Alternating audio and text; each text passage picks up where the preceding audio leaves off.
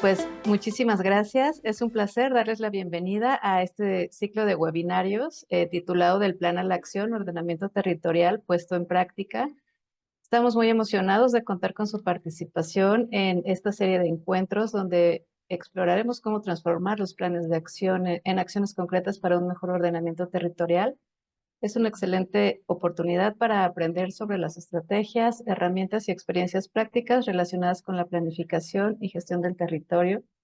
Esta colaboración que hemos realizado entre el Instituto de Investigaciones Sociales de la Universidad Nacional Autónoma de México, el Instituto Lincoln de Políticas en Políticas del Suelo y nosotros como INAFED ha tenido como resultado pues grandes cosas. El día de hoy nos va a acompañar pues dos ponentes que me encanta la idea de tenerlos el día de hoy. Es la doctora Lidia González Malagón y el maestro Julio César Fuentes Quesada, y me voy a permitir leer la semblanza de cada uno de ellos. La doctora Lidia González Malagón es socióloga egresada por la Facultad de Ciencias Políticas y Sociales de la UNAM. Cuenta con una maestría en Planeación y Políticas Metropolitanas por la UAM Azcapotzalco y un doctorado en Urbanismo por la UNAM. Su trabajo sobre la transferencia de derechos de desarrollo en la Ciudad de México fue destacado en el programa de apoyo a la investigación en 2020 por el Instituto Lincoln de Políticas del Suelo. Además, durante más de 15 años ha participado en proyectos de investigación y docencia en el Instituto de Investigaciones Sociales de la UNAM, todos ellos enfocados en temas como el suelo urbano, los conflictos territoriales y planeación. Además, es coautora del libro Ciudad de México, Inercias Urbanísticas y Proceso Constitucional, publicado por el CIDE en 2019, y ha trabajado como analista de legislación urbana en ONU Habitat y como consultora desarrollando contenidos normativos relacionados con el ordenamiento territorial. Sus áreas de especialización incluyen la sociología del riesgo, los instrumentos de planeación y las estrategias de financiación urbana. Asimismo, el maestro Julio César Fuentes Quesada es economista egresado de la UNAM con más de 12 años de experiencia profesional. Es especialista en geomática y maestro en estudios urbanos por el Colegio de México. En 2021 recibió el primer lugar del Premio Latinoamericano Luis Uniquel ex Spector en estudios urbanos y ambientales, otorgado por el Colegio de México. Actualmente trabaja como consultor en economía urbana y financiamiento para el Instituto Lincoln de Políticas del Suelo.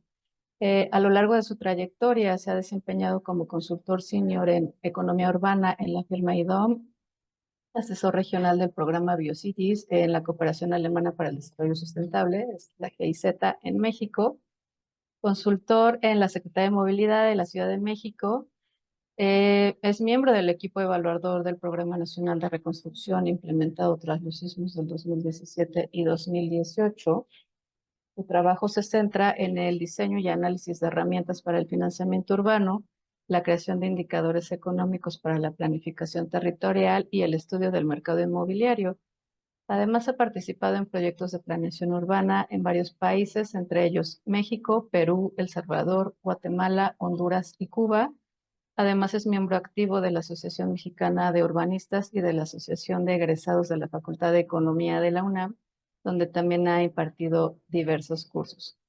Pues como verán, pues nuestros ponentes tienen una trayectoria magnífica y pues en aras de ya no quitarles más tiempo, que cedo el uso de la voz a la doctora Lidia González Malagón. Muchísimas gracias. Gracias, Ruby, por la presentación. Muchas gracias a quienes nos acompañan, que entiendo es mayormente pues, personas en cargos públicos. Saludo con gusto a quienes nos apoyan desde la parte técnica, a Laura Mulaji del Instituto Lincoln de Políticas de Suelo y pues a mi coponente del día de hoy, que además es mi compañero en el programa del Diplomado en Estudios Sociojurídicos del Suelo Urbano, en el cual ambos somos docentes y justamente el día de hoy vamos a presentar un poco del contenido que es parte del módulo 3 de este programa del diplomado, que es una iniciativa desde la UNAM, y este módulo 3 es la ciudad y su financiamiento. Así que el día de hoy vamos a presentar un poco para inspirarlos, para desatarles un poco de curiosidad sobre de qué va el programa del diplomado y pues también con los ánimos de que se pueda llegar a implementar en tal caso en sus respectivos municipios. Hoy vamos a hablar del cobro por potencial edificatorio. Yo voy a abordar 3 casos, el de Ciudad de México, que es pues derivado de una investigación financiada por el Instituto Lincoln, justamente como presentaba Rubí, de mi investigación doctoral, pero además 2 casos más de 2 ciudades mexicanas, que son Zapopan y Ciudad Juárez, que igualmente fue una investigación financiada el año pasado por el Instituto Lincoln en el marco de un policy report a cargo de Martin Smolka, que sobre Land Value Capture, que es las herramientas de captura de plusvalía en la región de América Latina y el Caribe. Seguramente esta publicación verá la luz a finales de este año y ya se las habremos de compartir. Y ahí tuve la oportunidad de colaborar con un poco de esto de, bueno, cómo y a quiénes se cobra este potencial edificatorio que llamamos de tantas maneras en toda la región.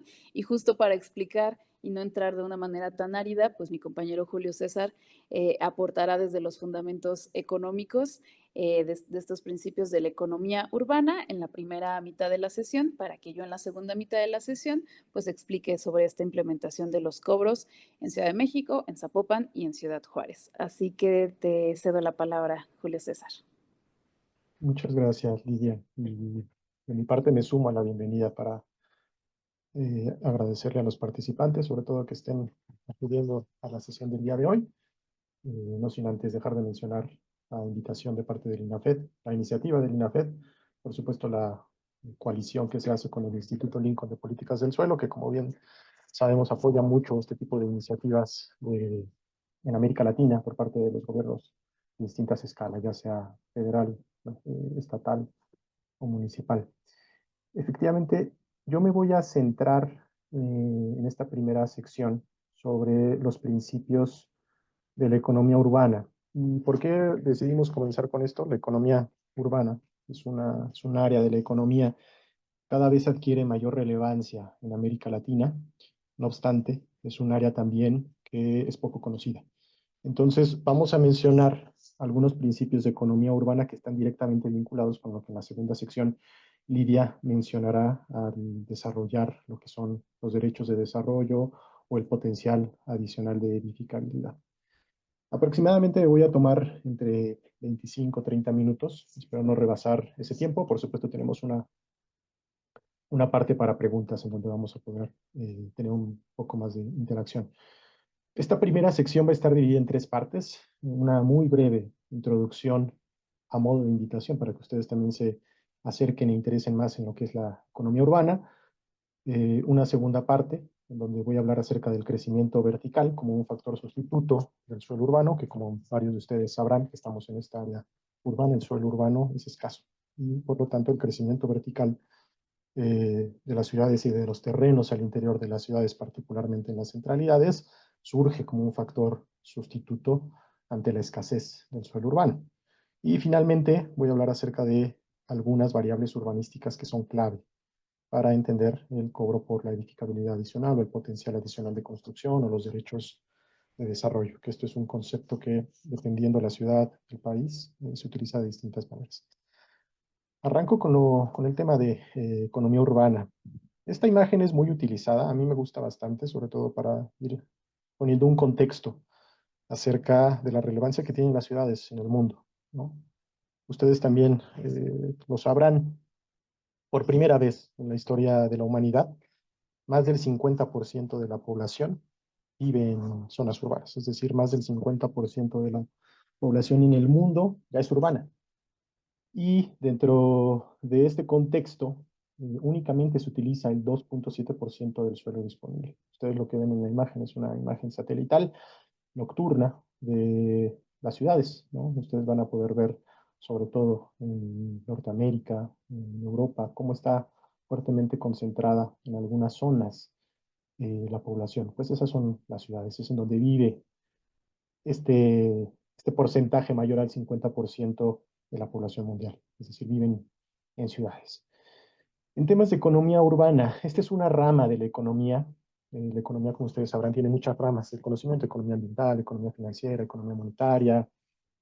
Y una de ellas es la economía urbana, que tiene su emergencia en las ciudades principalmente, pero que en América Latina, como ya lo había comentado en la introducción, es un área que, aunque cada vez adquiere mayor relevancia, no es un área muy conocida. Yo lo he comentado en otros espacios, al menos en lo que son los planes de estudio, por ejemplo, de las licenciaturas o facultades en economía. La economía urbana no se ve, no se analiza, solo si acaso la economía regional, pero la economía urbana no. ¿Y qué es esto de la economía urbana? Para entenderlo, la economía urbana da respuesta a algunas preguntas. Por ejemplo, ¿por qué existen las ciudades? ¿Por qué la población se desplaza hacia las ciudades? ¿Por qué las ciudades siguen creciendo? ¿Cuáles son los factores que atraen a la población para que se asiente en las ciudades? ¿Cuáles son las barreras del crecimiento urbano? Como se pueden dar cuenta, muchas de estas preguntas, las respuestas a estas preguntas no solo las da la economía por sí misma, las da en conjunto con otras áreas del conocimiento. La economía urbana es una área muy multidisciplinaria porque toca fronteras, incluso rebasa las fronteras disciplinarias y dialoga mucho con lo que es el derecho, la arquitectura, el urbanismo, la sociología. En esta sesión, por ejemplo, vemos un economista y una socióloga tratando de dar respuesta a la pregunta de qué pasa con los derechos de desarrollo en las ciudades. Y desde el punto de vista económico, las ciudades son muy importantes porque son el motor de crecimiento económico de los países. Por ejemplo, en México, de las 92 metrópolis que ya fueron identificadas por SEDATU en el año 2020 en la publicación de Metrópolis de México, SEDATU identifica que estas 92 metrópolis aportan 15.2 billones de pesos al Producto Interno Bruto Nacional. Esto representa el 82.5% de lo que en México se produce por bienes y servicios al año 2018, utilizando datos de los censos económicos 2018. La SEDATU identifica que de cada 10 millones de pesos que se producen en el país, 82,5 millones provienen de estas 92 metrópolis. Y en las ciudades es en donde también se atrae al personal capacitado y las empresas productivas. De esta misma publicación realizada por SEDATU, se identifica que en estas 92 metrópolis se concentra el 81.7% del personal ocupado en el sector formal de la economía. ¿Esto qué quiere decir? Que de cada 100 personas que trabajan en el sector formal de la economía, cerca de 82 trabajan dentro de estas 92 metrópolis. Entonces, es innegable que en términos económicos, las ciudades son el motor de crecimiento de los países, de las regiones, por supuesto, por sí mismo de las ciudades, pero también en donde se concentra la mayor proporción del personal ocupado. Y estas ciudades, en la mayoría de las ciudades, se caracterizan por la existencia de centralidades económicas. Estas centralidades económicas que han sido ampliamente estudiadas principalmente por el urbanismo, la sociología, desde el punto de vista económico también las podemos analizar. Podemos tener ciudades que sean monocéntricas o ciudades policéntricas, pero en la mayoría de las ciudades, si es que tienen una característica, es que existen estas centralidades económicas. Y una de las características de las centralidades es que la densidad, hablando en términos de ocupación laboral, del empleo, y la densidad habitacional suele ser muy alta en nuestras centralidades, tanto al interior de lo que son las centralidades como en sus límites. Conforme nos vamos expandiendo y vamos rebasando la frontera de las centralidades, la densidad del empleo y la densidad habitacional tienden a disminuir, ¿no? En términos de economía urbana, con este antecedente, en particular lo que se analiza desde esta área del conocimiento son las decisiones de localización de todos los agentes económicos, en particular la población y las empresas. Y es la economía urbana la que analiza esas decisiones de localización y los patrones de aglomeración que se dan al interior de las ciudades. Y todavía más allá de analizar estas decisiones de localización, la economía urbana analiza las implicaciones, es decir, las ventajas y las desventajas que tienen esos patrones de concentración en las centralidades y en las ciudades. Yo me enfoco principalmente dentro de las ventajas. Hay ventajas que se pueden traducir en beneficios económicos, Por ejemplo, en particular tenemos lo que en economía urbana se conoce como las economías de aglomeración, que las economías de aglomeración pueden ser divididas en economías de localización y economías de urbanización. En particular, las economías de localización son aquellas en donde ciertos sectores económicos tienden a concentrarse en algunos núcleos, por ejemplo, en la Ciudad de México, en la Avenida Paseo de la Reforma, en Santa Fe, en donde por la cercanía de las unidades económicas se detonan economías de escala, son lo que se conocen como las economías de aglomeración, y las economías de urbanización, que es precisamente que las ciudades aportan una diversidad y una amplia cantidad de servicios, equipamientos, infraestructura, amenidades urbanas. Y dentro de estas economías de aglomeración, las ciudades aportan las mayores fuentes de empleo, intercambio social y comercial, y por supuesto mejores ingresos para la población. Y esto también vinculado directamente con servicios de transporte, para que la población llegue de donde vive hacia principalmente las centralidades económicas, que son las que, repito, concentran o demandan la mayor parte de personal ocupado. Y en las ciudades también se encuentran servicios de salud, servicios educativos, equipamientos y amenidades urbanas, que es lo que yo ya mencionaba como las economías de urbanización. Entonces, dadas todas estas ventajas de las ciudades, ¿por qué las ciudades no pueden crecer indefinidamente? Desde el punto de vista económico, es fundamentalmente por dos motivos. Por un lado, hay límites para crecer horizontalmente, es lo que mencionaba al inicio. Existe una escasez de suelo urbano, de suelo urbanizado, ¿no? Esto lo vemos claramente en gran parte de las ciudades mexicanas, que aunque sí territorialmente existe suelo disponible, no es así con el suelo urbanizado. No se puede expander ni arbitraria ni fácilmente la frontera urbana. Existen límites claros para crecer horizontalmente las ciudades. Y otro de los motivos que limitan el crecimiento de las ciudades es que se generan deseconomías de escala. Este es un concepto de la economía para referirnos a esas desventajas asociadas con el crecimiento de las ciudades. Y esas deseconomías de escala las vemos, por ejemplo, reflejadas en tránsito vehicular, congestionamiento, los incrementos de los precios de las viviendas, ya sea en renta, en venta, la emisión de mayor cantidad de contaminantes, el estrés, el ruido. Entonces, tenemos, al menos desde el punto de vista económico, dos características que limitan el crecimiento de las ciudades. Por un lado, una escasez absoluta de suelo urbano, y por otro lado, esta generación de deseconomías, que entre más crecen las ciudades se comienzan a generar externalidades que son negativas.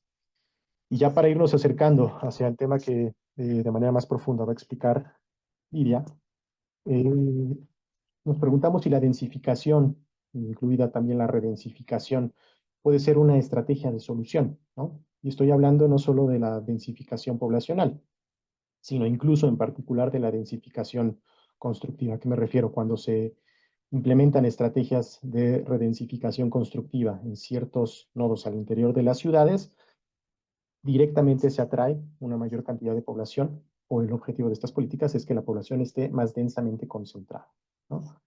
Entonces, si la estrategia de densificación puede ser una solución a estos problemas de escasez absoluta de suelo urbano, eso también tiene algunas implicaciones, porque al ampliar los límites de las ciudades y al impulsar estrategias de densificación constructiva, existe un fenómeno de encarecimiento, ¿no? Sobre todo en las centralidades, pero que afecta, por supuesto, a la ciudad en su conjunto.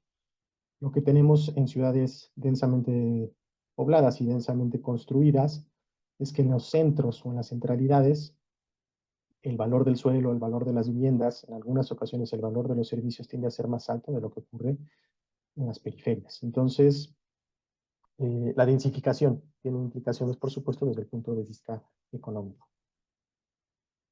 Con relación al crecimiento vertical como un factor sustituto del suelo urbano, es cierto, se pueden construir edificios más altos, pero no solo implica un costo mayor en términos de constructibilidad, es decir, la construcción de un edificio es mucho más caro que la construcción de una unidad habitacional unifamiliar.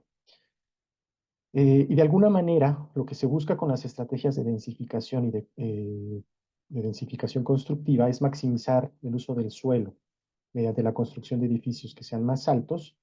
Y esto es como si fuera una sustitución de factores. Si tenemos una escasez absoluta de suelo urbanizado, es decir, no podemos expandir fácilmente ni arbitrariamente la frontera urbana, lo que podemos hacer es crecer a su interior, es decir, densificar. Entonces, sustituimos el factor suelo por un factor de inversión en capital. Esta inversión en capital, esto es algo que desarrollamos mucho en el módulo de financiamiento urbano del diplomado, es que esa inversión en capital normalmente en las ciudades mexicanas al menos la realiza el sector privado, que son los desarrolladores inmobiliarios. Entonces lo que se hace es una sustitución entre el suelo que no se puede expandir fácilmente por una inversión en capital y con eso extender hacia arriba o fomentar el crecimiento vertical de las ciudades. Y hay tres variables urbanísticas que son claves para implementar los cobros por edificabilidad. La primera variable es el potencial edificatorio, que fundamentalmente se refiere a la edificabilidad máxima o la cantidad total de metros cuadrados que se pueden construir en un lote, que también se puede conocer también como el potencial edificatorio o los derechos de desarrollo, que Lidia va a ampliar más ese concepto en la segunda sección. Y esta edificabilidad máxima lo que determina es qué tanto se le permite a un terreno edificar por encima de lo que tiene la planta baja de desarrollo. Otro concepto clave dentro de este ámbito es el suelo creado y el coeficiente de edificabilidad. El concepto de suelo creado en realidad, que también tiene mucho que ver con aspectos jurídicos y sociológicos, proviene principalmente de la tradición en América Latina, tradición brasileña.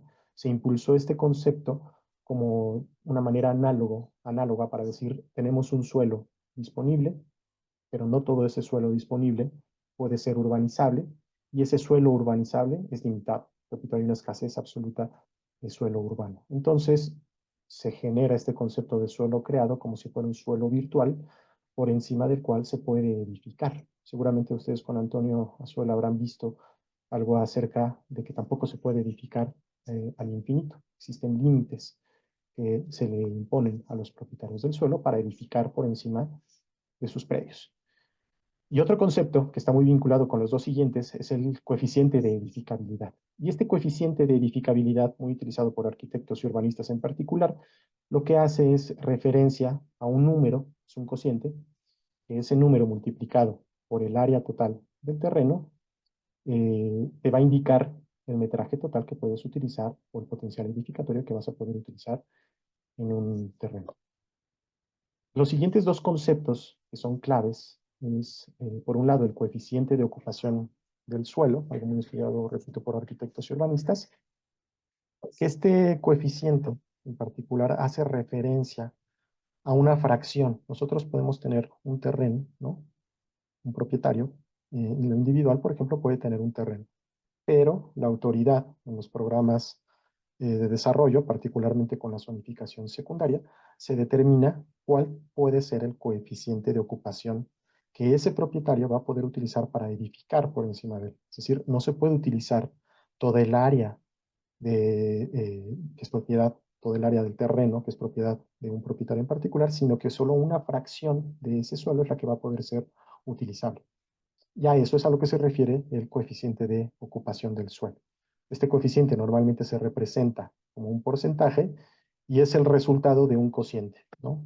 Que es fundamentalmente la superficie construida en planta baja, es decir, si nosotros nos imaginamos esto como una planta baja a la cual por encima de esa planta baja se va a edificar, la superficie que tenga esta planta baja dividida entre la superficie total del terreno va a ser el coeficiente de ocupación del suelo. Y otro coeficiente que es de interés para lo que va a explicar Lidia, este quizá incluso todavía más que el coeficiente de ocupación del suelo, es el coeficiente de utilización del suelo. Y este coeficiente de utilización del suelo es un número, un cociente, que lo que va a indicar es la máxima cantidad de veces que se va a poder construir sobre esta huella urbana, sobre esta huella del terreno. Es decir, sobre este coeficiente de ocupación del suelo en planta baja, lo que te va a determinar el coeficiente de utilización del suelo es hasta dónde puedo crecer verticalmente por encima de esta huella en planta baja, ¿no? Y este coeficiente de utilización del suelo no es más que un cálculo entre la superficie total construida o edificada, es decir, los metros cuadrados totales que se pueden edificar, entre la superficie total del terreno. Si se dan cuenta, ambos coeficientes, tanto el coeficiente de ocupación del suelo como el coeficiente de utilización del suelo, utilizan como denominador una misma base, que es la superficie total del terreno. La diferencia o la única diferencia entre ambos coeficientes es que por el cos, lo que se utiliza en el numerador es la superficie total construida en planta baja, repito, esta huella, y el coeficiente de utilización del suelo es la superficie total construida que va a permitirse. ¿Y por qué es importante el coeficiente de utilización del suelo? Porque lo vinculo con el concepto de suelo creado, suelo virtual. Porque lo que te dice el coeficiente de utilización del suelo es, de manera virtual, cuántas veces yo puedo utilizar la cantidad total que tiene el terreno, es lo que está en el denominador. Si yo lo viera de manera virtual, es cuántas veces el coeficiente, déjenme repetir, el coeficiente de utilización del suelo me va a decir cuántas veces yo puedo utilizar para edificar en la totalidad de este edificio, cuántas veces yo puedo utilizar la totalidad del terreno. Por eso es que es un cociente o un coeficiente que lo que te dice es, si tu coeficiente de utilización del suelo es 3, lo que te permite es edificar el equivalente a 3 veces la superficie total del terreno.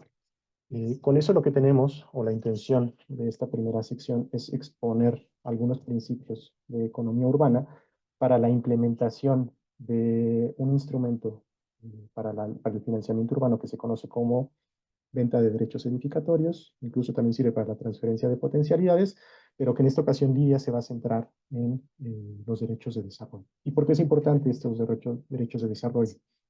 La autoridad urbanística normalmente determina un máximo de coeficiente de utilización del suelo y un máximo de coeficiente de utilización del suelo. Sin embargo, con miras a implementar estrategias de densificación, se pueden ampliar estos coeficientes para construir por encima de lo que la autoridad ya está permitiendo. Y lo que Lidia va a exponer a continuación son casos concretos de implementación de este tipo de instrumentos. Lidia. Muchísimas gracias por esta introducción que espero hayan puesto mucha atención porque agárrense, ahora vamos a usar los conceptos que muy bien acaba de explicar Julio y los voy a utilizar de manera muy casual, como si ya estuviéramos familiarizados, justo para pues intentar responder a estas ansiedades que siempre tenemos de, bueno, ¿y cómo le hago para implementarlo en mi territorio? Así que voy a exponer estos 3 ejemplos. En la siguiente lámina me parece que arrancamos con una perspectiva jurídica, es decir, nos acaban de dar un panorama pues de economía urbana, pero ¿y entonces esto dónde se plasma? ¿Por dónde se empieza para implementar todo esto? Bueno, pues sugiero en las normas. ¿En qué tipo de normas? Vamos a ver en la siguiente lámina un crisol de dónde están los instrumentos que yo voy a denominar en esta exposición como instrumentos de distribución de derechos de desarrollo, en el entendido de que derechos de desarrollo, potencial edificatorio, densidad edificatoria, nos estamos refiriendo a lo mismo, a esta posibilidad de crecer, en el entendido de que no puedo crecer al infinito, no puedo crecer a capricho, sino que hay ciertas autorizaciones, ciertos elementos técnicos de economía urbana. Y entonces esto primeramente tiene que quedar plasmado en algunos instrumentos. Y entonces se norma en diferentes ordenamientos. Aquí algunos ejemplos de esto está muy pensado para el caso mexicano. Podemos pensar en leyes de desarrollo urbano o bien sus similares, ¿no? Leyes de ordenamiento territorial, etcétera, donde estén considerados este tipo de instrumentos y así como sus reglamentos, ¿cierto? También podemos pensar en lo que los operadores ya de los instrumentos tienen en el cajón ya de la función pública, es decir, manuales, lineamientos, reglas de operación, que es pues ya en el escritorio desde donde lo operamos, pues el cómo intervenimos nuestros territorios a partir de estos instrumentos que están en estos dos ordenamientos, ¿no? De diferente pues jerarquía. Por otro lado, podemos tener normas de ordenación. Esto ya va a ser particular de acuerdo a cada caso. Sabemos que cada entidad federativa pues tendrá su marco normativo propio. Estamos en las normas de ordenación y también sí que en los programas de ordenamiento territorial, de desarrollo urbano o como les nombremos. También hay muchas de las veces porque pues está relacionado con la zonificación y las posibilidades de jugar con esa zonificación. Y en última instancia dejo los códigos fiscales y las leyes de ingresos. Como son cobros de derechos, pues va a ser importante que estén consideradas. Ojo acá, que es diferente al cobro de impuestos y eso es todo un debate. Por ahora, pues sépanse que lo voy a distinguir bastante del cobro de impuestos. Esto es un cobro de derechos, es decir, no es una obligación, el desarrollador está optando por solicitarlos, por tanto no es algo impuesto, sino le da derecho a algo, le da derecho a crecer, a aprovechar ese potencial, ese aprovechamiento urbanístico que también le llamamos. Pues bien, en la siguiente lámina vamos a ver estos conceptos ahora con ejemplos. Está muy disperso, es una lámina muy caótica, pero ustedes traten de ver así a golpe de vista qué conceptos hay por ahí. Por ejemplo, incluí un programa parcial de la Ciudad de México que es el de Atlampa, en la alcaldía Cuauhtémoc. Es una alcaldía central. Y ahí lo que tenemos es una norma de ordenación particular que se llama zonificación de aplicación opcional, ojo, no es impuesto, sino es opcional, para promover un mayor y mejor aprovechamiento con base en determinar cargas y beneficios del desarrollo urbano. Seguramente a muchos y a muchas nos suena esta frase de la ley de asentamientos urbanos, ¿cierto? Las cargas y beneficios, que luego ya no estuvo, pero pues ahí nos habla de este balance técnico que hay que hacer. No es solo crecer por crecer, sino crecer siempre que haya las condiciones técnicas para ello, distribuyendo de la manera pues más racional las cargas, es decir, los impactos positivos y los impactos negativos de este crecimiento. Esta, insisto, es una norma de ordenación particular en un plan parcial. Ahora bien, abajo y a la izquierda tenemos la Gaceta del Distrito Federal, donde se publicó un decreto que reforma normas de ordenación que forman parte de la Ley de Desarrollo Urbano. Es decir, estas normas están adentro de una ley y de un programa de desarrollo urbano. Estas normas que tenemos en la norma número 12 de ordenación se explicita que es el sistema de transferencia de potencialidad de desarrollo urbano, que es una pues, norma que tenemos en la Ciudad de México. Voy a profundizar en ella. Por ahora, pues saber qué está allí, ¿no? Como normativamente que nos vayamos imaginando, pues como un poco, pues sí, una suerte como de estas muñecas rusas como Matrushka, como la norma de ordenación está dentro de una ley y a su vez de un programa, etcétera. Y por último, en texto, a la derecha, incluyo también el Reglamento de Desarrollo Urbano y Ordenamiento del Territorio del municipio de Zapopan, en Jalisco. Ahí hay unas ciertas reglas de operación. Dice para la ejecución de obras al ejecutarse con el recurso aportado por el fideicomiso del CUSMAX. Voy a explicar de qué va esto, pero bueno, aquí estamos hablando de unas reglas adentro de un reglamento. ¿Vale? En la siguiente lámina, ahora sí, es una propuesta mía como para un poco darle orden a estos son modalidades de distribuir derechos de desarrollo de una manera u otra. Esta es una propuesta que yo hice en mi tesis doctoral, donde a partir de la revisión de muchos ejemplos, incluso en el mundo, me doy cuenta de que o va por el camino de la venta de derechos de desarrollo o por el camino de la transferencia. Y a su vez, dentro de esa transferencia puede ser una transferencia directa, es decir, de un predio A a un predio B, como un poco como en Ciudad de México sucede con la fusión de predios o con los polígonos de actuación. Y por otro lado, puede haber un banco de derechos de desarrollo. Vamos a ver de qué va esto, pero los invito a tener en mente este esquema. En la siguiente lámina vamos con el caso de la Ciudad de México. El sistema de transferencia del que les hablaba, donde aparentemente se transfiere estos bloques morados que quizás no van a ser utilizados en un predio emisor, llamado emisor, y se transfieren hacia un predio receptor que los está demandando. Y acá quizás porque no se necesitan o quizás por restricciones urbanísticas, como que se trate de un predio emisor con características patrimoniales y entonces pues no los puede utilizar y entonces aparentemente se transfieren de un punto a otro. En el caso de los polígonos de actuación pasa un poco de manera similar. Hay variaciones, lo vamos a ver. Eh, los polígonos de actuación, muchas personas en función pública lo refieren como que no es transferencia, sino es relocalización. Yo le daba muchas vueltas conceptuales a, bueno, ¿y cuál es la distinción de ello? Ahorita vamos a seguirlo viendo. Muy bien, todo esto en la capital de México. En la siguiente lámina vamos a ver que, bueno, pues sí, cuando yo voy a Ventanilla y hago el trámite para el sistema de transferencia de potencialidad, pues hay dos formatos.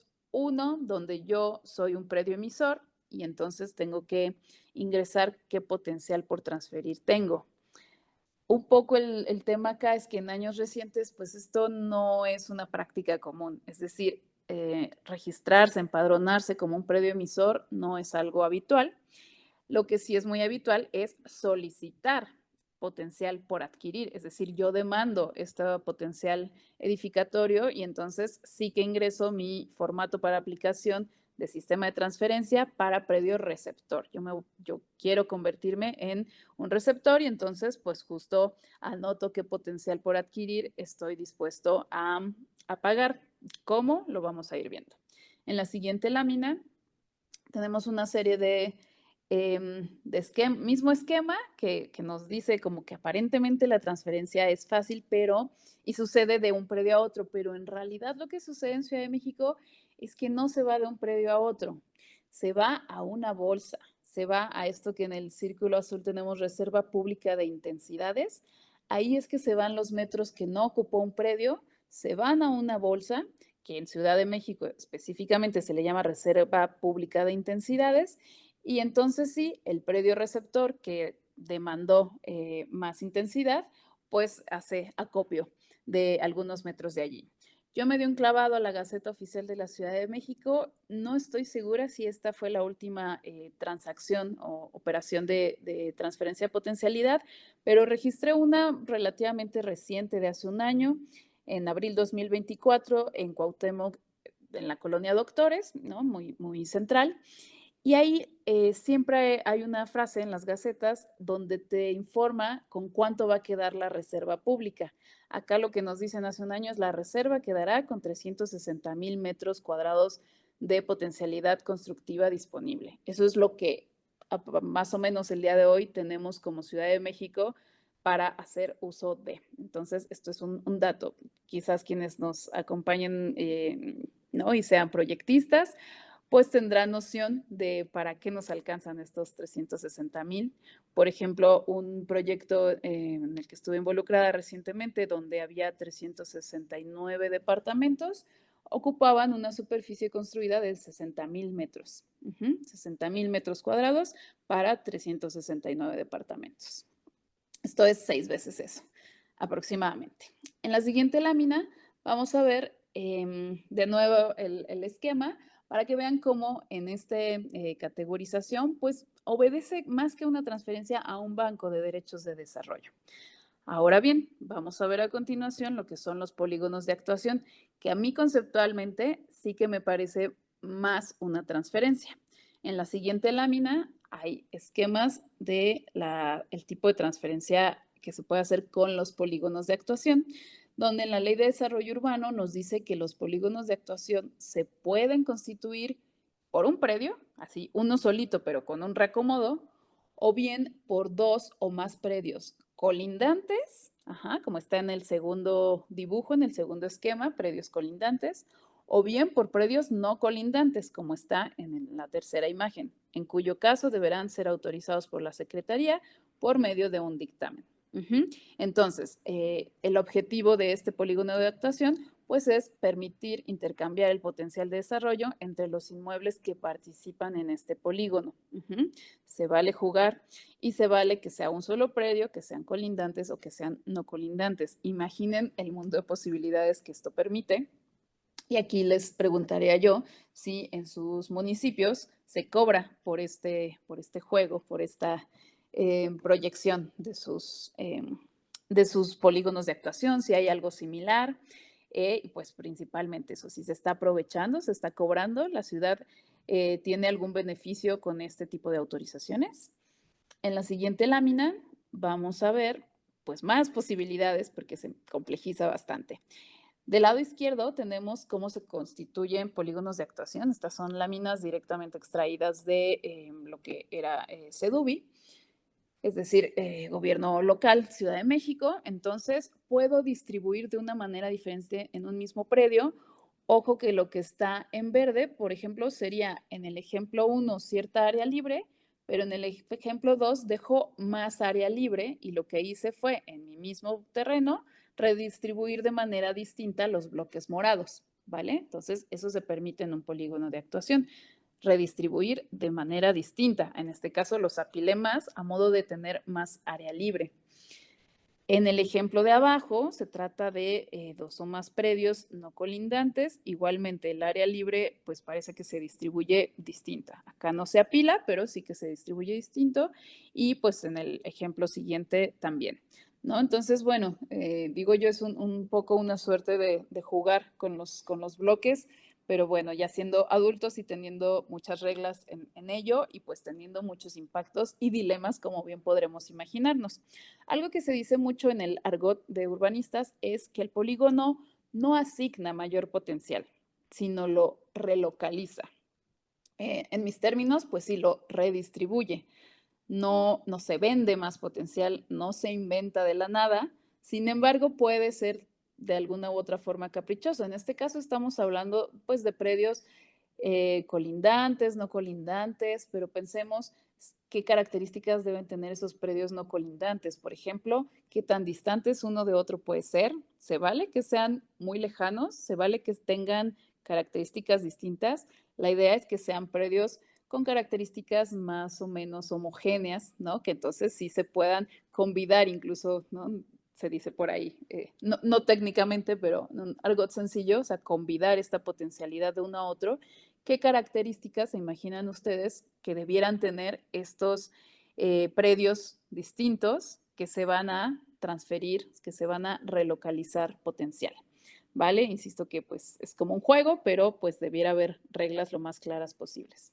En la siguiente lámina vamos a ver un poco el colofón social de estos polígonos de actuación en la capital, porque suenan bien, es una forma de poner reglas, pero ¿qué pasó? Bueno, pues hubo un momento en que vemos estos titulares de se cancela gobierno polígonos de actuación, Batres anuncia suspensión de polígonos en pueblos históricos, ¿no? En un territorio específico.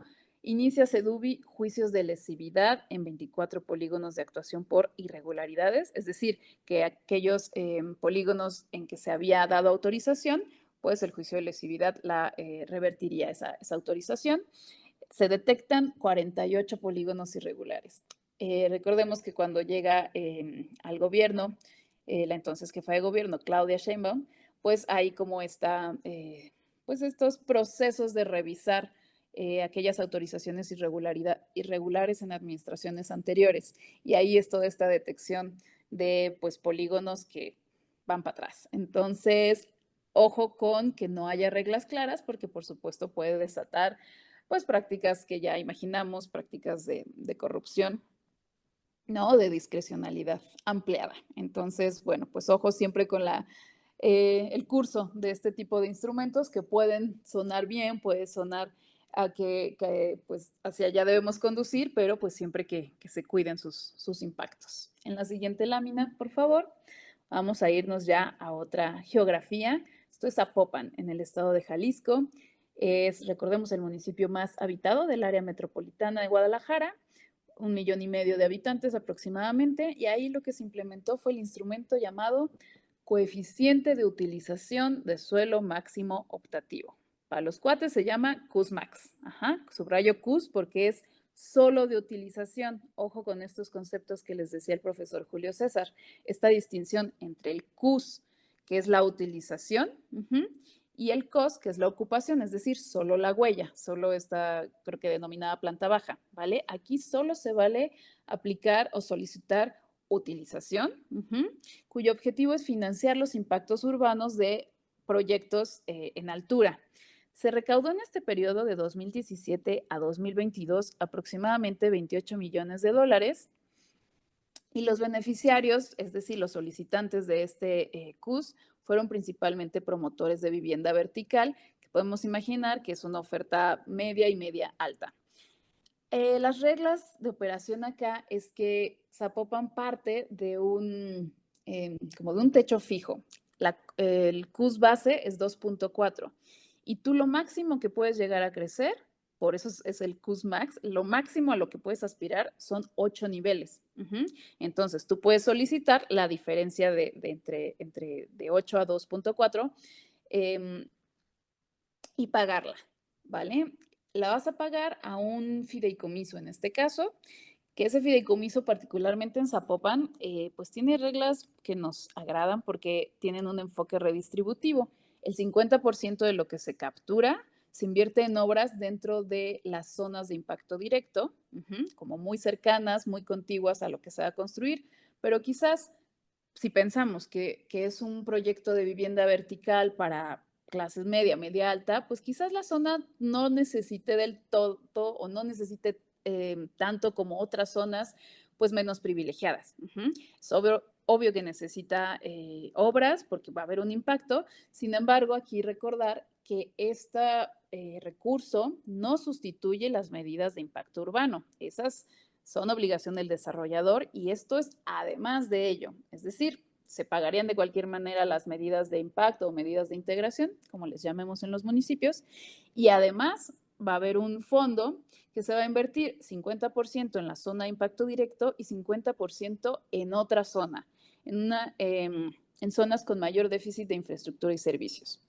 ¿No? Un poco de este pensamiento cruzado, en zonas con mayores desventajas, con mayores desigualdades sociourbanísticamente hablando. Las obras y proyectos financiados por el fideicomiso son discutidos y son seleccionados por un comité técnico que sesiona de manera intermitente. Eso es importante de decir. En la siguiente lámina, por favor, vamos a ver el marco normativo del CUSMAX, que por cierto, pues sí, de alguna manera son pioneros en este enfoque. No lo dije, no quise meter demasiado marco normativo de la Ciudad de México, pero anunciar acá que el sistema de transferencia del que les hablaba está regulado desde 1988. Apareció un aviso, un acuerdo en el Diario Oficial de la Federación en julio de 1988 y ahí es desde donde está reglamentado. Ya después va a aparecer en la Ley de Desarrollo Urbano del 96 y en la Ley de Desarrollo Urbano del 2010. Es decir, tiene ya mucha trayectoria reglamentado en Ciudad de México. Acá, y ahora sí regreso a la lámina, el CUSMAX está reglamentado en diferentes ordenamientos. Por un lado, hubo un ajuste en los planes parciales municipales de Zapopan en 2012, donde se ajustaron 3 normas generales. La 10, que tiene que ver con áreas de actuación con potencial de desarrollo, para anunciarnos, bueno, en dónde se valen más derechos de desarrollo. Por otro lado, la norma 17, que habla del impacto urbano ambiental para decirnos el cómo. Es decir, no se vale sin antes hacer los estudios técnicos correspondientes. Y en la norma 19 nos habla de recaudación de plusvalía, es decir, los beneficiarios y qué se hace con esa captura de plusvalía, ¿vale? También se ajustó el reglamento de urbanización de Zapopan en 2017, donde nos dice que cualquier predio puede acceder a CUSMAX siempre y cuando cuente con la infraestructura adecuada. Algo muy importante, se metió mano a la ley de ingresos de 2013 y 2014 y hubo una diferencia muy sustantiva con respecto a la de 2015. En estos primeros años, las tarifas fueron diferenciadas según el valor comercial de la zona, es decir, se cobraba según dónde estaban los predios receptores de. Posteriormente, en la Ley de Ingresos de 2015 se cobraba una tarifa única. Va parejo para todos, en todas las zonas se cobra alrededor de $50. Es decir, exactamente hasta donde me quedé, 1,018 pesos. Este cambio entre la tarifa única se pensó por lo que se le llama ya el principio de equidad y proporcionalidad. Bueno, allá y en todos lados con respecto a que no fuera a ser como revertido, no se fueran a amparar los desarrolladores por no respetar este principio, ¿no? Entonces, el pago de derechos responde a este principio y podemos ahí detectar que es diferente al pago de impuestos, que ahí sí lo que aplica es un principio de progresividad, ¿no? Entonces, eso se argumentaba. No es lo mismo argumentar acá el principio de progresividad porque no se está hablando de impuestos, ¿no? De a cada quien según pues el progreso de sus ingresos, sino aquí aplicó el principio de equidad y proporcionalidad, se dejó en una tarifa única y así se cobra. Vamos a ver en la lámina siguiente, que me parece es el último caso, el de Ciudad Juárez en Chihuahua, que igualmente pues es uno de los municipios más importantes, más habitado igualmente con aproximadamente 1,5 millones de habitantes, y ahí se implementó el instrumento de aportaciones por incremento del potencial de edificación. Fíjense igualmente la diferencia entre los nombres y siempre tiene implicaciones ello. Acá le llamamos incremento de potencial de edificación. No estamos hablando de derechos de desarrollo, sino potencial de edificación. No estamos hablando de plusvalía para no hacer cierto ruido. Acá se recauda, por ejemplo, en 2022 tenemos el dato de que hubo transferencia de potencial edificatorio para al menos 14 proyectos y se recaudó $3,5 millones. Por otro lado, este instrumento no solo permite la transferencia, sino sí que permite la venta. Y ahí para 10 proyectos se recaudaron $11,5 millones. Aquí sí que permite la transferencia y o venta de tanto de CUS como de COS. Acá no se limita al CUS, como en el caso del CUS Max de Zapopan. Por cierto que pues para implementar, para diseñar este instrumento, muchos se inspiraron y mucho conversaron con autoridades de Zapopan. Así que pues un poco las ideas y las modalidades de implementación pues viajan de unas ciudades a otras. Acá los recursos se destinan para obras de urbanización que son validadas por la Dirección General de Desarrollo Urbano, es decir, desde la autoridad se decide qué. Fíjense cómo no hay un comité técnico, ¿no? Más pues abierto para decidir esas obras, sino que se decide desde el municipio. Y acá resultaron los beneficiarios, y beneficiarios le llamo más bien a los promoventes, a los solicitantes de ese potencial edificatorio, es decir, a los predios receptores. Allí fueron principalmente equipamientos para maquiladoras, pensemos en el contexto de Ciudad Juárez, muy distinto a Zapopan, que pues ahí se pensó para la demanda de vivienda de clase media alta, y acá, si bien medio se diseñó para eso, terminó sirviendo para otra cosa. En este caso, las maquiladoras, había mucho más interés en ocupar suelo, área libre, porque eran plantas de 3 niveles, es decir, no son torresotas en altura, principalmente de capital chino, hasta donde me quedé en ese chisme. Así que en la siguiente lámina, por favor, vamos a ir cerrando con hay 2 láminas más, vale. ¿Cómo se cobra? Es bien rápido esto y no voy a entrar para nada en detalles, solo quiero decir que se cobra de formas distintas y cada quien tiene su forma de matar pulgas. Acá la primera, el cuadro es de Ciudad de México, solo enmarco que, bueno, se identifican los metros cuadrados a adquirir por sistema de transferencia, se divide entre el CUS, se identifican entonces los metros cuadrados a pagar, que en este caso es el circulito. Esos 43 metros, este es el caso de Reforma 222 que se autorizó hace muchísimos años. Esos metros que ya se tiene contemplado que se van a pagar se multiplican por el valor, un avalúo, ¿no? El valor de ese suelo, de esos metros cuadrados, de acuerdo a un avalúo que hace Indavín, se multiplica y se genera una cantidad a pagar, ¿vale? Esto como muy rápidamente. Sin embargo, por otro lado, en el caso de Ciudad Juárez, se identifican en la primera columna los metros cuadrados que se me permiten. En la segunda columna están los metros cuadrados que se me permiten, más los metros cuadrados adicionales, es decir, con los que yo, ¿no?, fantaseo y solicito. Y esa diferencia se multiplica por UMAS, ahí está por esa unidad. Entonces ahí es como que pues una cuota fija que igual se multiplica. En este caso no hay un avalúo, ¿no?, sino que es por UMAS, está cerrado. Y ya les decía yo, y por eso ya no incluí el de Zapopan, porque el de Zapopan igual se multiplica por un valor fijo, que ya se decidió, que es les decía, 1,018 pesos. Entonces, o se multiplica por valor fijo, ahí ustedes, pues igual que puedan ya estar pensando en qué conviene más, qué es mejor para sus territorios, ¿no? Si un avalúo, que ojo, el avalúo se paga, te genera costos también, pero quizás esté más cercano a un valor comercial, quizás, ¿no? Y acá pues es, ¿no? Quizás un procedimiento más fácil, ¿no? Multiplicarlo por un valor fijo, siempre teniendo en cuenta cuántos metros cuadrados adicionales a lo ya permitido en los programas de desarrollo urbano. Y ojo acá, porque también entra mucho en juego que esté bastante claro cuál es el CUS, entre cuál dividirlo. Por ahí puede que haya cierta discrecionalidad. En la siguiente lámina, una vez que hemos visto cómo se cobra, un contraste para concluir con estos 3 casos que me parece muy importante y que pensemos en la factibilidad técnica de esto, de incrementar o transferir potencial.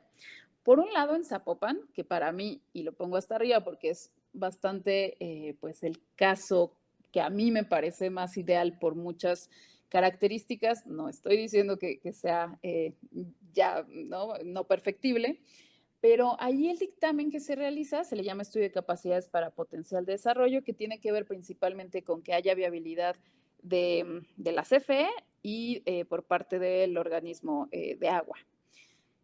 La instancia encargada de hacer este estudio es la autoridad municipal misma. Y el fideicomiso está a cargo de un comité técnico abierto. Podemos nosotros ver las sesiones, las minutas. En ese comité se decide a dónde van los recursos del fideicomiso. Y vemos que las obras, los costos, todo está ahí enlistado y todo está para consulta muy fácilmente. ¿Qué implicaciones tiene eso? O más bien que no lo haya. En Ciudad de México se hace un estudio técnico urbano a cargo de lo que era una unidad de la CEDUBI, es decir, el Poder Ejecutivo, ¿no? El Poder Central, ni siquiera por alcaldía, sino centralizado. Y ahí, pues con unas capacidades técnicas muy comprometidas, porque están desbordados de trabajo, se hace este estudio y ellos mismos son quienes hacen el estudio y quienes dan la autorización. Ojo con eso. Ahí es opaco, no hay tantos informes, sobre todo de hacia qué se asignan los recursos. Ciudad de México tiene la ventaja de que sí sabemos qué predios receptores son los que reciben la transferencia de potencialidad. Eso sí que hay datos abiertos, se publica en la Gaceta. Ese me parece un punto a favor. El punto en contra es que no sabemos en qué se gastan esos recursos que se capturan. Y por último, en Ciudad Juárez, Chihuahua, se realiza igualmente una evaluación integral de cargas urbanísticas. Y eso está a cargo del INPLAN, que nos imaginamos es un organismo descentralizado del municipio, es decir, puede tomar su propia decisión y en este caso solo hace el estudio técnico y se lo pasa entonces sí a quien autoriza. Pero el hecho de que no sean las mismas instancias me parece importante. En este caso, la Dirección General de Desarrollo Urbano Municipal es quien decide si se autoriza o no con base en un estudio pues independiente y también decide hacia dónde se van los recursos del fondo. En este caso se llama fondo.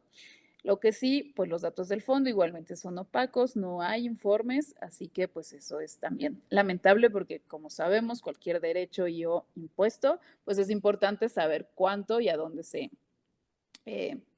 gasta. En la siguiente lámina, por favor, me parece que tengo ya unas ideas, conclusiones.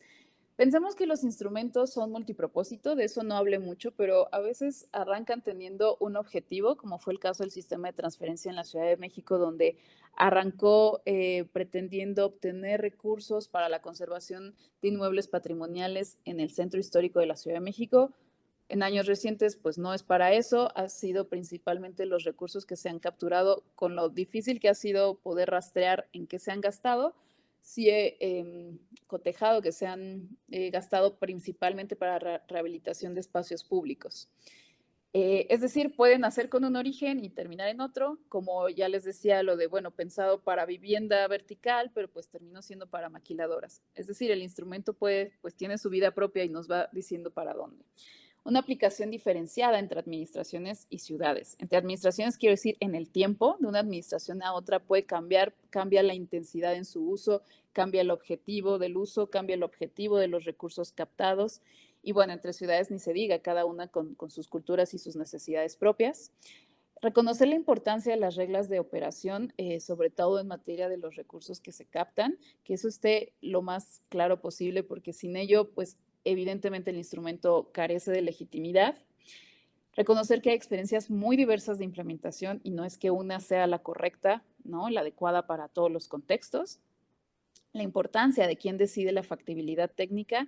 Ya decía, si se trata del INPLAN, si se trata de un consultor externo, un tercero especializado en evaluaciones, si es el municipio, si es un gobierno, ¿no? Pues centralista, etcétera. Todas estas posibilidades pues son importantes de considerar porque creo que podemos estar aquí todos de acuerdo de, bueno, sí, pero no se trata de crecer por crecer o de crecer demasiado, sino crecer de acuerdo a las posibilidades técnicas, a la viabilidad, sin comprometer obviamente los servicios e infraestructura urbanas que existen, es decir, sin comprometer la calidad de vida de habitantes. Y por último, y aquí ya la dejo como provocación, ya nada más como bomba que aviento y me voy, porque no hablé de esto, pero me interesa mucho el tema de la densidad para quién, ¿no? Para qué tipo de proyectos, quién se beneficia de esa densidad, no en términos de un valor comercial mercantil, sino de entre quiénes queda esta mayor densidad asignada. Pues muchas gracias por su escucha y estamos atentos a sus, a sus preguntas, a sus opiniones. Igualmente, si les interesó por ahí el tema, pues que nos lo hagan saber para pues seguir perfilando este tipo de actividades. Muchas gracias, Lidia.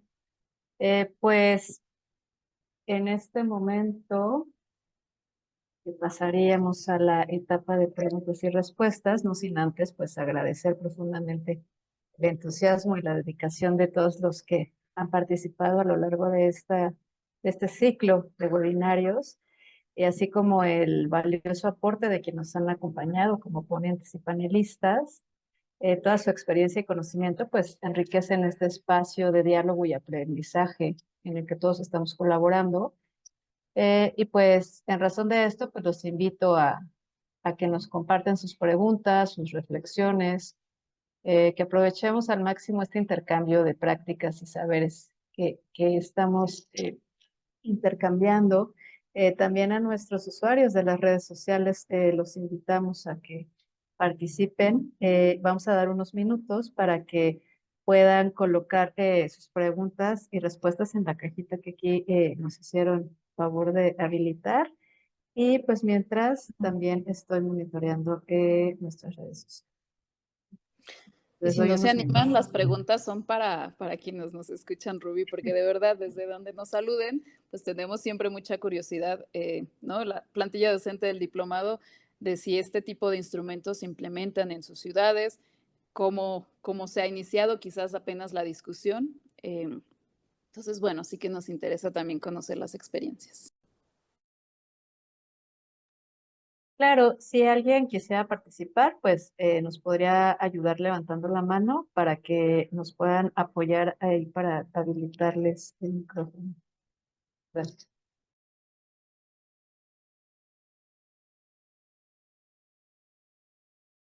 Andrea Barrientos, le gustaría hablar.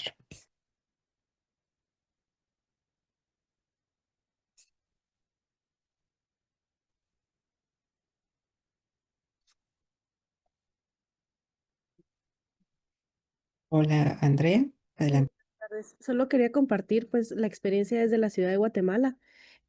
¿Cómo lo hacemos? Sí tenemos el instrumento digamos, de ese incremento de la edificabilidad, sin embargo, no se cobra. Digamos que en nuestro plan de ordenamiento territorial tenemos una edificabilidad base, un índice de edificabilidad base, dependiendo de zonas generales, y luego un ampliado, que ese ampliado se puede acceder a través de la realización de prácticas incentivables, que son prácticas que desea la ciudad que sucedan, digamos, la unificación de predios, vivienda densa y compacta, transparencia, perdón,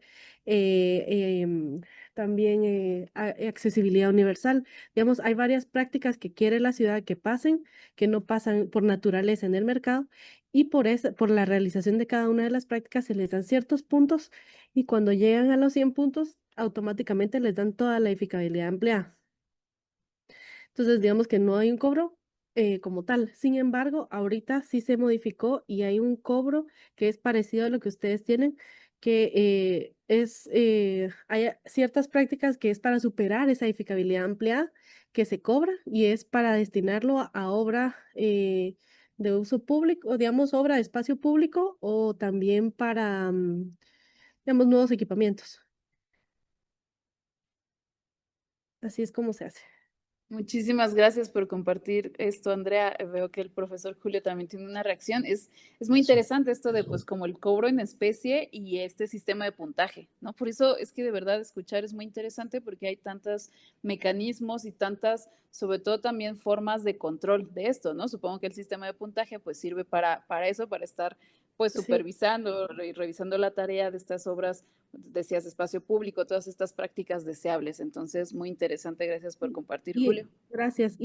Sumando a lo que tú decías también de para quién va esa edificabilidad, hay otra forma que es a través de hacer vivienda social, que te dan ciertos metros cuadrados de construcción por un tamaño de vivienda y eso se puede transferir, digamos, o sea, tú te los ganas en un predio por hacer un proyecto de vivienda social y eso tú lo puedes usar en otro predio. Gracias, Andrea. Mi intervención es muy breve para no tomar tanto tiempo de las personas participantes. Lo que comenta Andrea es fundamental porque lo que vemos en América Latina es que existen distintos instrumentos que las autoridades locales adoptan y los ejecutan a partir de sus necesidades. Y de hecho, tú nos mencionaste, ustedes utilizan índices de edificabilidad. Existen incluso algunas ciudades en América Latina que por sí mismas no utilizan los coeficientes de edificabilidad. Yo lo menciono mucho el caso en Perú, por ejemplo, en Lima no se utiliza como tal un coeficiente de edificabilidad, sino que las alturas se determinan por los anchos de las vías, que eso genera algunas distorsiones. A donde quiero llegar es que las autoridades, normalmente las locales, son quienes tienen el pulso de qué tipo de instrumentos son los que pueden ejecutar y para qué fines. Por ejemplo, en tu caso ya lo comentabas, ¿no? Que con esto también se responde una pregunta previa, pero ustedes también lo utilizan para construcción de vivienda social, o sea, anclar el cobro por este potencial adicional para cumplir con distintos propósitos, en este caso construcción de vivienda social, pero pueden existir otros propósitos como mitigar los impactos viales que generan las grandes obras de desarrollo inmobiliario en zonas muy centrales. Y a donde quiero llegar con esto es, eso depende mucho de las necesidades que tengan las autoridades en alguna medida, pero no en toda, lo que les permite la ley y hacer vinculaciones con lo que les permite la ley. Por ejemplo, en la Ciudad de México, en el Código Fiscal, la Secretaría de Movilidad es la que puede definir los impactos que se generan por fines viales y eso te evita necesariamente tener que transitar por el Código Fiscal, sino que la misma Secretaría de Movilidad lo puede ejecutar, ¿no? Porque es la autoridad competente para determinar esos impactos viales. Gracias. Yo estoy más o menos siguiendo la conversación. Muchas gracias. Y aquí reaccionar. Por ahí alguien preguntó sobre el límite del CUSMAX o el límite de otorgar derechos de desarrollo, que es algo que igual, ¿no? Me había preguntado mucho. O sea, por ejemplo, en Zapopan les decía, pues hay un tope, ¿no? Aquí es 8 y nadie más va a llegar más de 8. Entonces, también genera como una suerte, pues, sí, de uniformar, de marcar un tope democrático para todos, ¿no? Y no que unos reciban muchísimo más que otros porque lo pueden pagar. Entonces, eso de los límites es interesante e igualmente en las bolsas de densidades es curioso porque una pregunta que creo que se nos puede ocurrir a muchos es, ¿cómo me garantizan que eso que yo ya usé no se vuelva a usar? O sea, y ahí pues son medidas de control, ¿no? Y creo que no está tan bien regulado ello o no hay en tal caso recursos para supervisar eso. Em, Igualmente, los derechos de desarrollo, pues hasta dónde, ¿no? Hasta dónde es legítimo de acuerdo a dictámenes técnicos, porque sabemos de todo el problema de saturación de infraestructura y servicios y que pues a nadie nos hace tan felices pues que mañana haya un proyecto, ¿no? Masivo en nuestros entornos, por más que, ¿no? Veamos los análisis técnicos de que sí se vale y de que sí va a haber infraestructura, pues sabemos que tiene todas estas connotaciones y dilemas. Entonces, para mí sí es una pregunta bien importante de hasta dónde puede crecer una ciudad, en el entendido de que la expansión hacia solo de conservación no es una opción, ¿no? Ya Julio César igual lo proyectaba en ciertas imágenes de, bueno, es que sí, o sea, creo que algunos podríamos convenir en que ciudad compacta es lo ideal, pero en los cómo está, ¿no? Y marcar estos límites, pues es muy importante para las ciudades, estas restricciones. Y creo yo que un poco la respuesta puede estar en planear a pequeñas escalas. O sea, por ejemplo, esta bolsa de densidades que es para toda la Ciudad de México, me parece ya un despropósito en sí. Yo creo que justo los planes parciales, y por ahí saludo a quienes estén involucrados con el área de Vallejo, que fue un poco, y de Atlampa, que fue la que expuse, pues me parece que es lo más ideal, ¿no? Como delimitar ciertos polígonos en los que se puede intervenir desde una planeación más adecuada a una escala más enfocada. Julio, no sé si tengas alguna reacción por ahí con lo que vas leyendo. A ver, de las primeras preguntas que leí, hay una y que no es nueva, pero cada vez tiene mayor importancia y cada vez la hacen más, que tiene que ver con la gentrificación.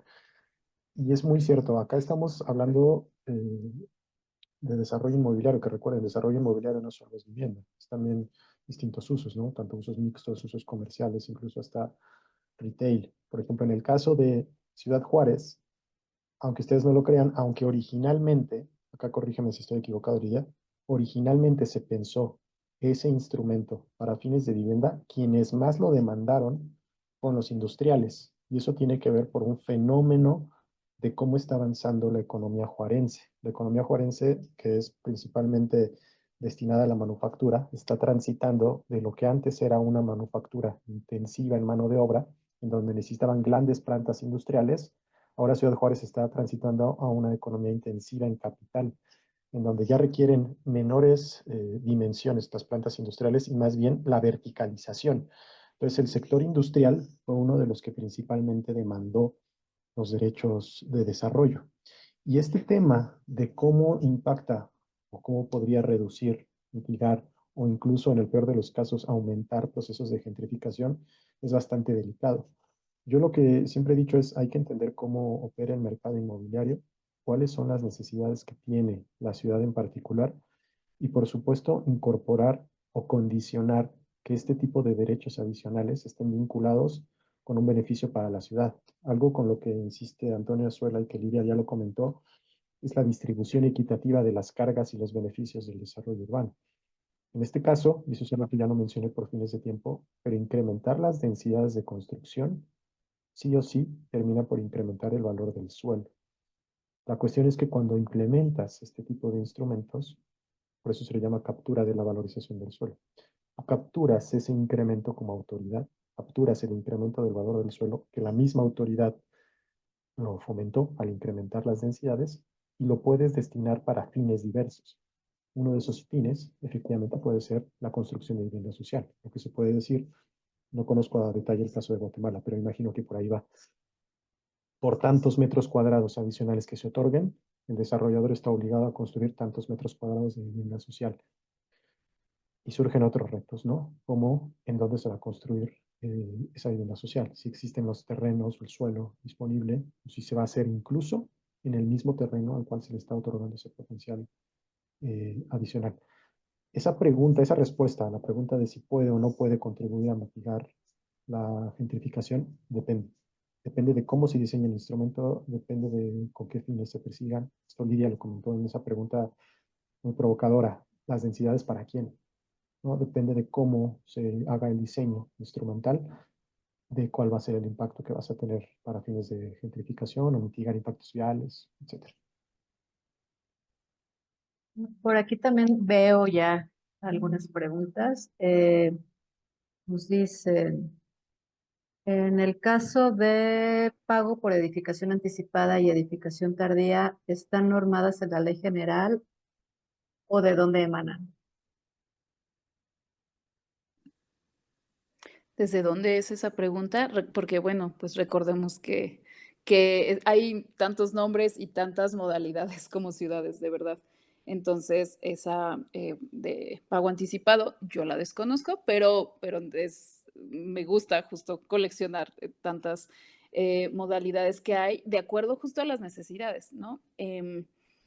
Yo voy a volver un poco al tema de vivienda social. Me gustó saber que hay como esta suerte de obligación, ¿no? Para vivienda social y solo agregar que en Ciudad de México al menos sistema de transferencia se utilizó por un periodo muy corto, por cosa de 2, 3 años, para vivienda social, ¿no? Entonces, estaba exenta de pago. El desarrollador, mayormente el INVI, que desarrollaba vivienda social, podía tener 3 niveles más de construcción siempre que estuviesen dedicados. Entonces, para mí, me cuesta mucho vincular como el tema de gentrificación porque sabemos todo el fenómeno y las complejidades que tiene, pero si en algo en relación a cómo regular derechos de desarrollo tendría que ver es pues que el otorgamiento de derechos de desarrollo estuviese eh, atado a construir vivienda asequible, vivienda social, ¿no? Por ahí tendría que ser, y porque por otro lado sí se tienen que ver también las medidas de impacto,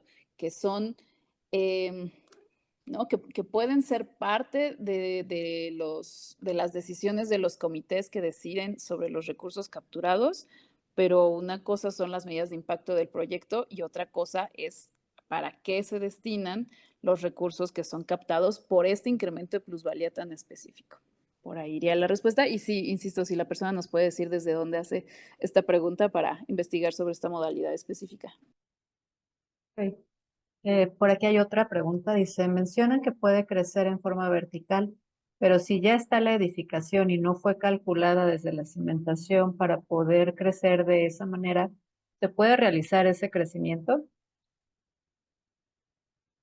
A ver, esa pregunta es clave y a Calida también le creo que tú vas a poder comentar algo. Idealmente son cosas distintas. Hablar de ingeniería civil y el reforzamiento estructural que pudiera necesitar las obras. Para eso necesitas efectivamente un instituto para la seguridad de las edificaciones. Pero idealmente, si la obra de inicio no cuenta con la seguridad estructural, no se podría permitir el potencial adicional, a menos de que se realicen las obras de ingeniería necesarias de reforzamiento estructural para que ya pueda aguantar una mayor edificabilidad. Hay un caso interesante que es el de la Ciudad de México.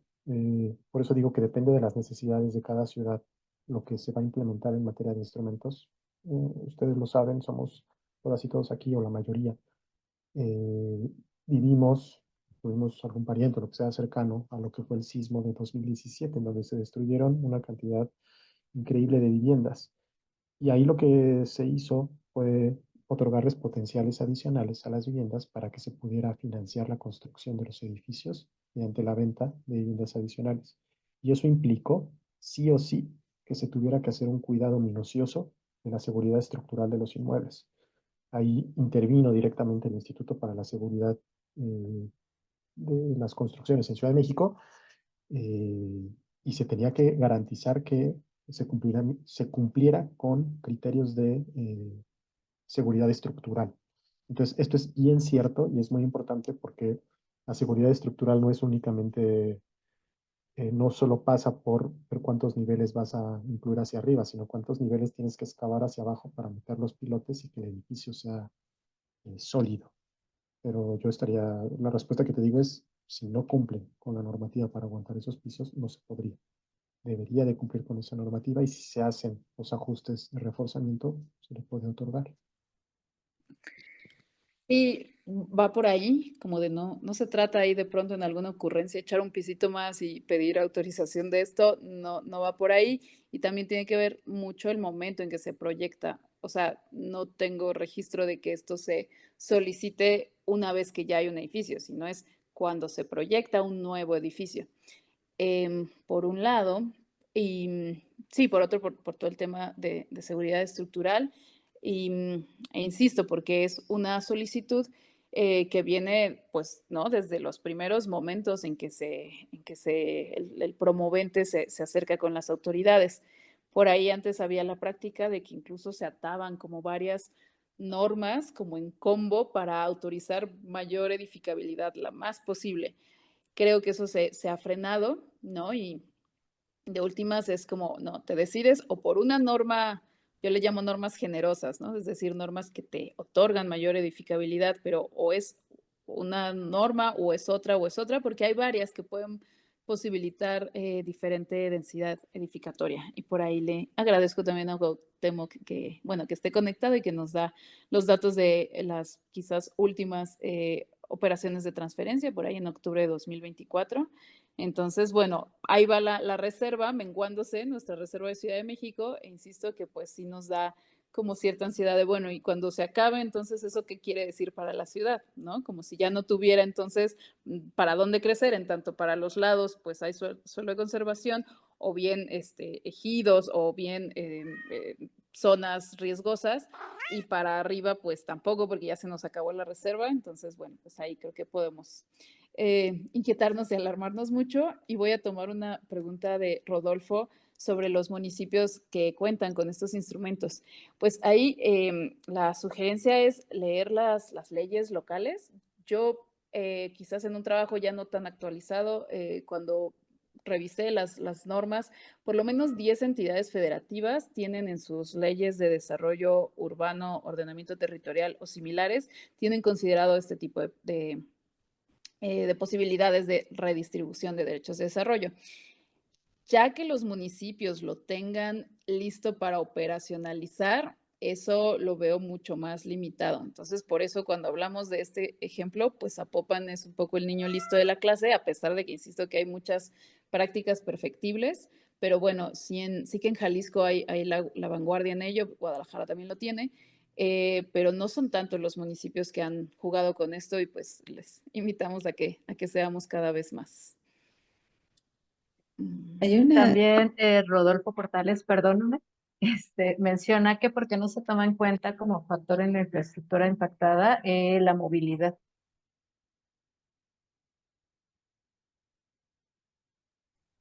Bueno, no sé si se refiere a Rodolfo a un caso en específico, pero es justo lo que yo comentaba. Quien mejor conoce las necesidades que tienen las ciudades son los gobiernos locales.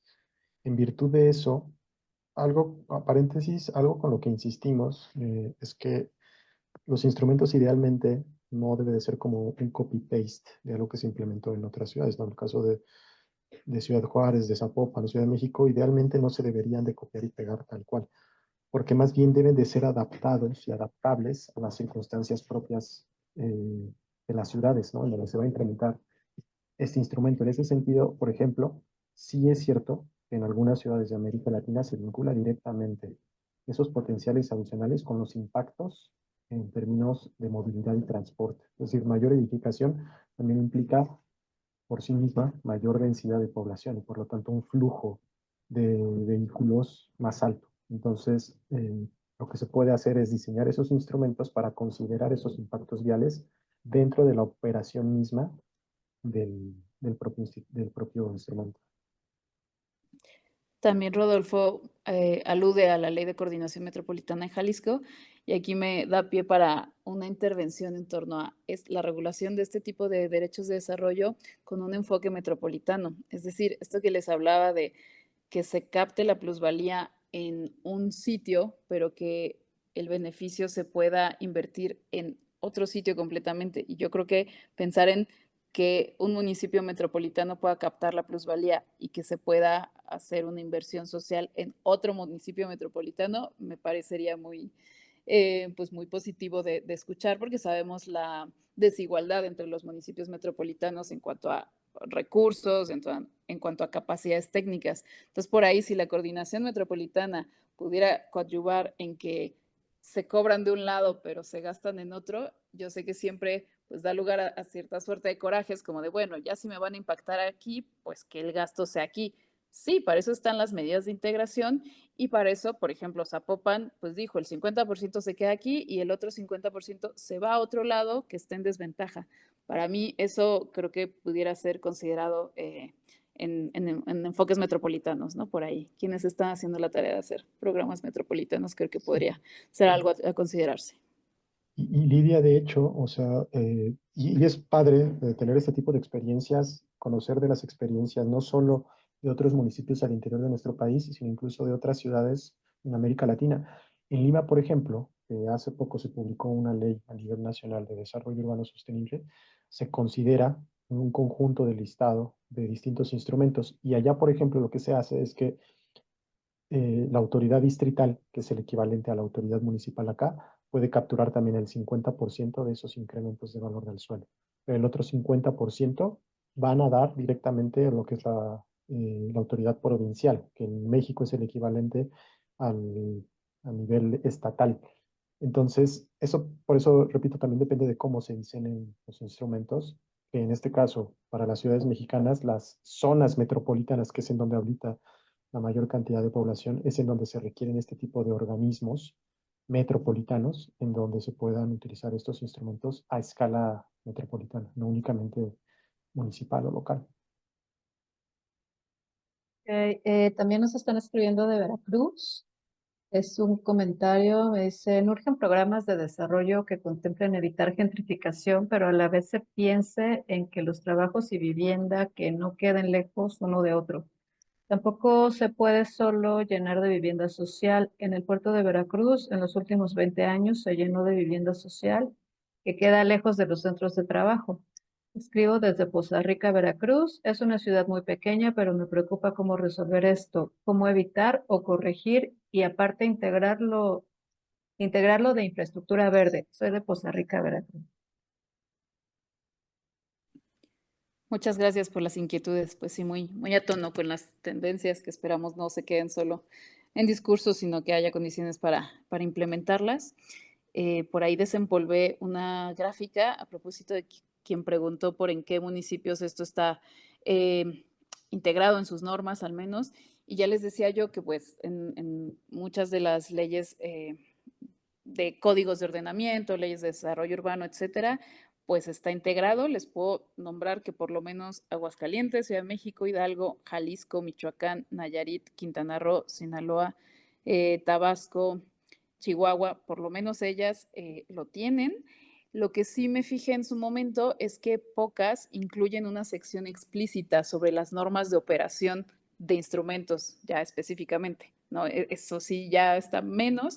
Y lo que está aún menos es el reconocimiento de la función de los municipios para determinar áreas emisoras y áreas receptoras, lo cual pues sería muy, ¿no? O sea, es el municipio quien tiene, sabemos, la potestad de zonificar y entonces sería importante que los municipios consideren esto y pues que incluyan una definición tal cual de los instrumentos que permitan esto, ¿no? Ya sea un sistema de transferencia, pero que sea una transferencia, ¿no? Más real en el sentido pragmático de transferir, o bien una bolsa de derechos de desarrollo, o bien una venta, o sea, denominarla como tal, ¿no? Es importante la definición del instrumento y, por supuesto, las reglas de operación que sean públicas, transparentes, como todo lo que tenga que ver con el fideicomiso que capta los recursos y el destino de los recursos.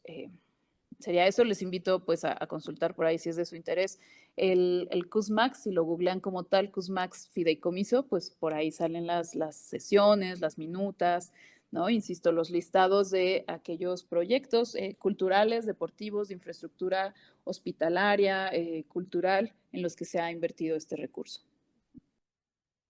También nos escriben de San Francisco del Rincón, Guanajuato. Comentan que están analizando la necesidad urgente de incluir este tipo de instrumentos en el programa de desarrollo urbano y ordenamiento ecológico territorial y que requieren de más elementos, que les gustaría acercarse a quienes ya tienen experiencia en el tema. También nos están pidiendo sus correos electrónicos o alguna forma de poder localizarlos a fin de poder expresarles algunas. Claro que sí, con gusto lo dejamos ahora en el chat. Igualmente nos pueden contactar como docentes del programa del diplomado en estudios sociojurídicos del suelo urbano, que me parece que el blog del diplomado es como tal, diplomadosuelourbano.wordpress.com. Ahí también podemos estar en contacto. Tiene redes el diplomado, me parece.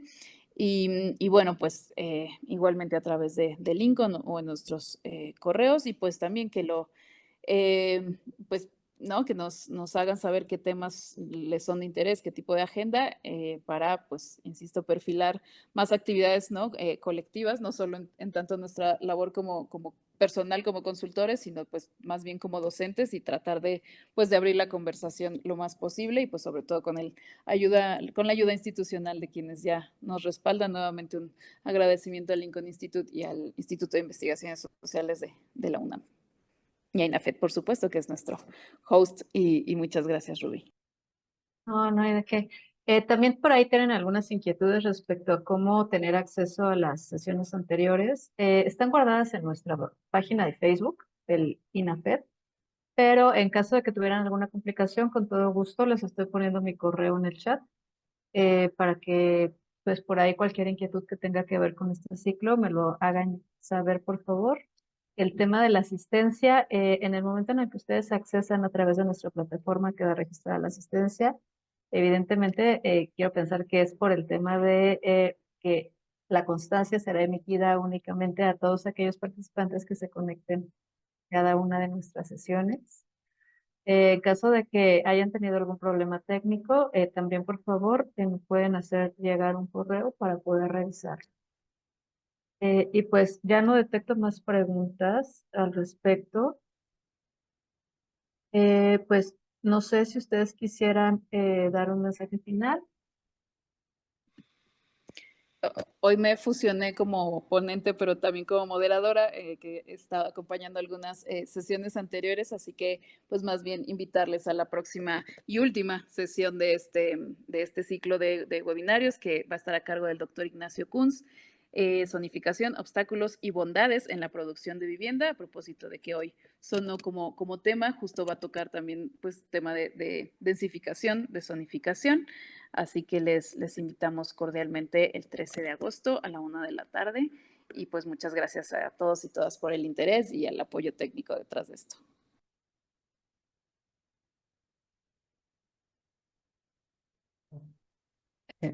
No te escuchamos, Julio. Gracias. Yo nada más me sumo a los agradecimientos y sobre todo resaltar la iniciativa de parte del INFED. Esta alianza estratégica con el Instituto Lincoln son claves.